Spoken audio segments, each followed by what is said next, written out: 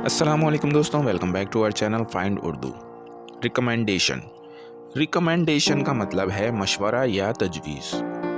Recommendation का मतलब होता है किसी चीज़ या शख्स को सजेस्ट करना या मशवरा देना। ये अक्सर तब होता है जब कोई चीज़ आपको अच्छी लगे और आप चाहते हैं कि दूसरे लोग भी उसे करें।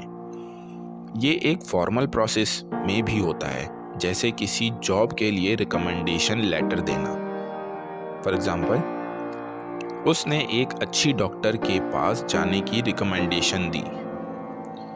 His recommendation helped me find the best doctor. उसकी रिकमेंडेशन ने मुझे बेहतरीन डॉक्टर ढूंढने में मदद की।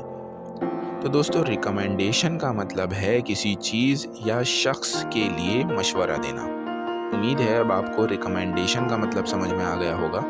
मिलते हैं नेक्स्ट वीडियो में। शुक्रिया।